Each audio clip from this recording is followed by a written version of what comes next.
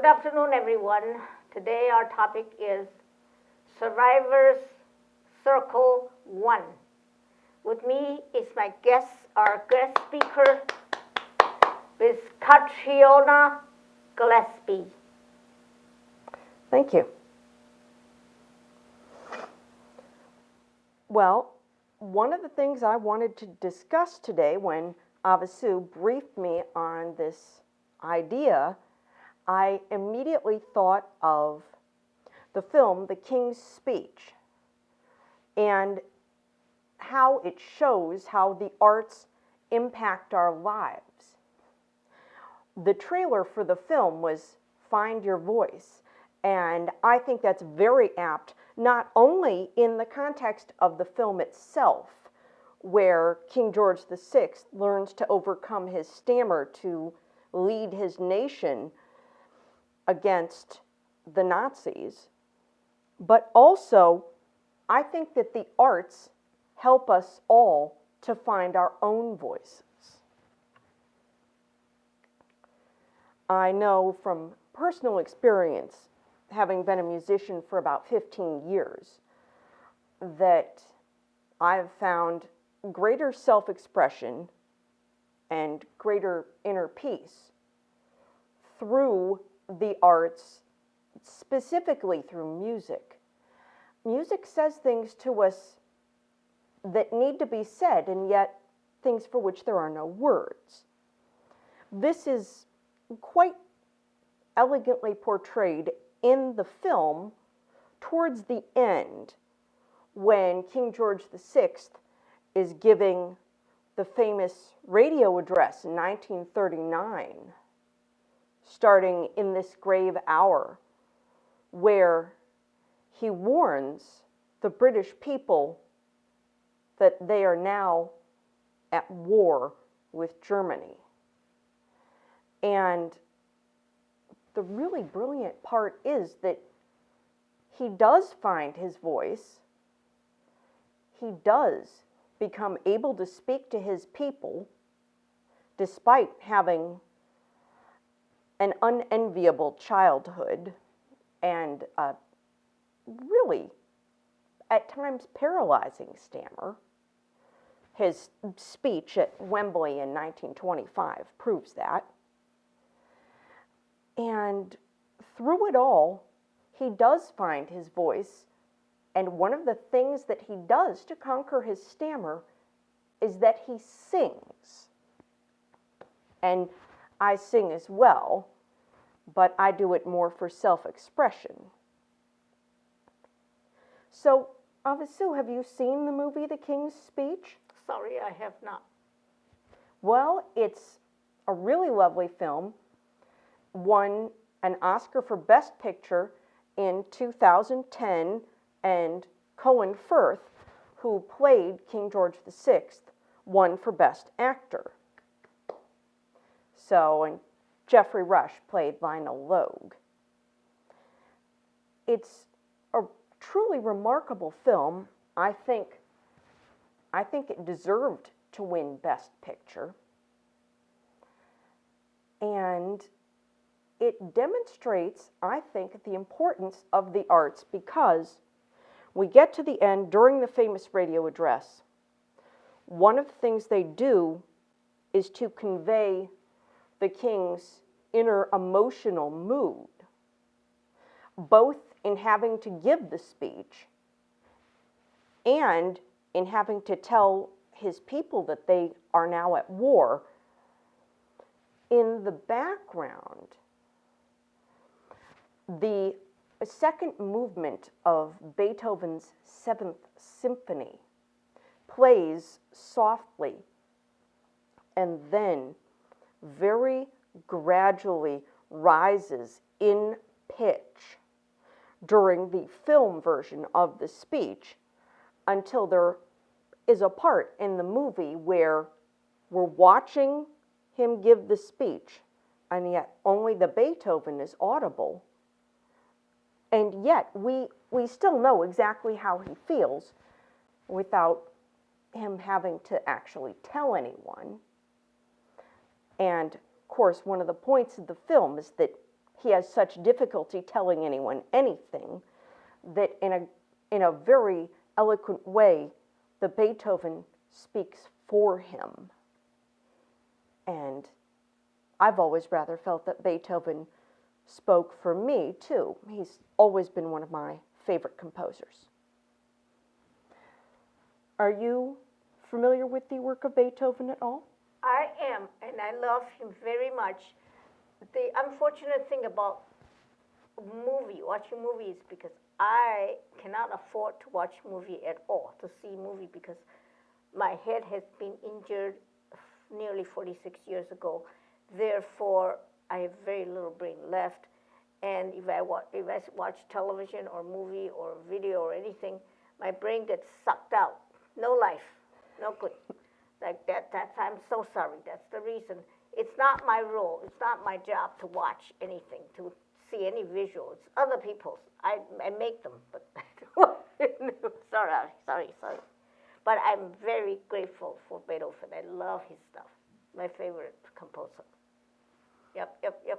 I would have to say that Beethoven's Seventh Symphony is definitely my favorite of his symphonic works. I'm also partial to opera, and I'm really crushed that Beethoven only wrote one opera. Fidelio is a work of amazing genius, and I'm just sad that he never gave the world another gift like his first opera, because the arts are a gift to the world and to everyone in it. Mm-hmm. And it's not just a couple people like Beethoven and Tchaikovsky and Mozart who have this gift, who can give this gift. Almost all of us can give this gift in some way. Maybe not through music for everybody, but through art and through writing, through dance. Avasu, I know dance has been very important in your life. Especially more recent years. Yep. And dance has also been important in my life. I've always loved ballet, and I loved having ballet lessons. I think they helped shape me as a person and helped me develop my own inner resources to a very great degree. I think this is an opportunity that all children should have, that all people should have. Self-discipline. Well, to learn that through the arts. Because the arts are not a luxury. No. They shouldn't just be for people who can afford them. The arts are something that all of us can treasure and to which all of us can contribute. And that's why I support the arts, especially in our community arts programs like public access television and like West Music's after-school music program, to which I, when working with the Peace Through Music Foundation, was able to oversee the donation of instruments and books and musical equipment to help children find their voice through music. I think it's wonderful to give the children in our community something constructive to do after school. Avasu, you said, I don't watch TV, it sucks my brain out. It does, physically. I cannot handle it. I think a lot of us have that feeling after watching TV. Personally, except for public access television and PBS, I really don't watch much TV because there's really nothing worth watching. So I think we need to give children and everyone else in our community something constructive to do, a constructive way to relax, to empower themselves and to find inner peace. Communicate. Exactly, to truly communicate with one another Yep. in the universal language of the arts. Yep. Yep. Because even though you and I are from completely different cultural backgrounds, we can both appreciate the beauty of Beethoven. Yep. I've always held that sure. music is the universal language, the only one that requires no translation. That's right. I totally agree there. Totally agree. Yep, yep. Yeah, I was introduced to Beethoven when I was a toddler. When my mom brought home, we were in Taipei, Taiwan at that point. She brought back some long playing discs, a book of them, a whole bunch of them. They're all Beethoven stuff. And she brought back a something you had to wind up, the kind of record player that you had to wind. Very old fashioned, huh? Well, long time gramophone, ago. probably. Long time ago. Gramophone. Yeah. That's a long time ago. Probably 60 years or more ago. Oh, When I easily. was little, because I'm 70 now, right? So it was before that. It was 60 some years ago. Yep. I remember, and that was Beethoven was the first thing that I ever heard, and I really, really loved him. I just love his stuff, just very much. Hooked onto it totally. So beautiful, so beautiful. Nothing else I can say about it. Just it's too good, too good. And I would have to agree with you there. The first piece of music that you ever hear, I think, just stays with you all your life. Oh yeah. For me, it was actually Tchaikovsky's Nutcracker Suite. Oh wow, that too. Yeah, of course. Isn't that a beautiful piece? And combining the elegance of ballet with the simply sublime work of Tchaikovsky, Yep. simply the best composer for ballet ever. I had never seen Nutcracker before last winter, last Christmas, around Christmas. I was able to see it in Engler Art, Iowa City. It was super. It was so. I was so excited about. I was so amazed how these Iowa Cityans, these little children, they were so well. They were so well practiced. They could do so well. I was so glad I could see them perform. And Tchaikovsky, oh my gosh, and oh, it's just beautiful. Yeah, Nutcracker was a super piece. Super, very happy, very happy. It's always been my favorite ballet, even above Swan Lake, which I also love. Oh yeah, Swan Lake's beautiful. Yeah, of course. Yeah. But I think you made a very interesting point in mentioning the Englert, because it's an example of people in our community working together to provide high-quality community arts programs That's right. and a high-quality community arts venue. We're very fortunate to have that. We are very fortunate. Yep, totally fortunate. We're very fortunate to have it, and we're fortunate to have citizens who get involved in supporting the arts.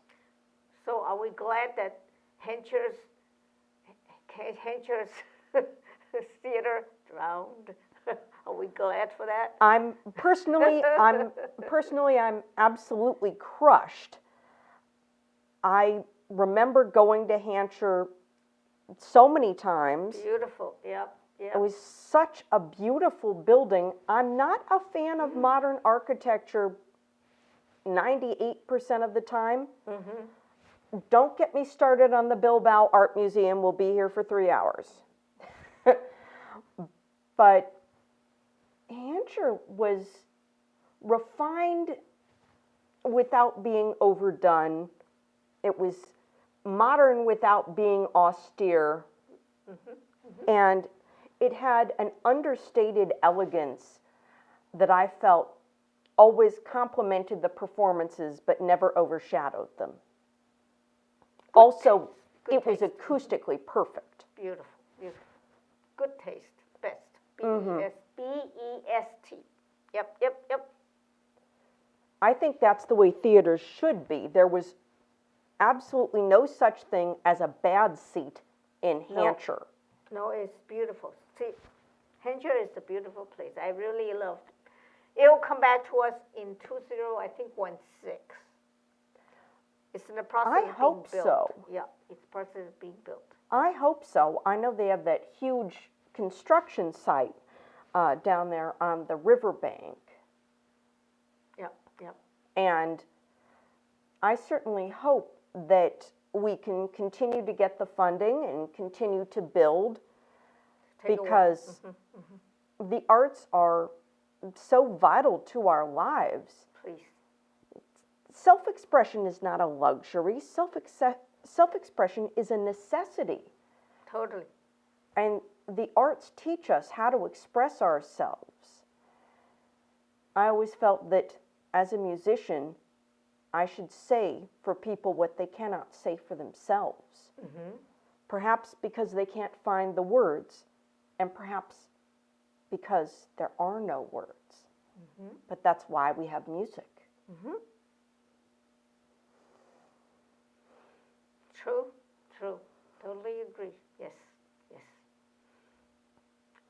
I'm very much with all different forms of art, music, dance, piano, fine arts, visual. I've done mostly in my past when I was younger, lots of visual, both painting, drawing, Chinese calligraphy. I've been doing that, most recently, and sculpture. Well, now I just do videos, which is sculpture of a kind, you might say. It's kind of like sculpture, yeah.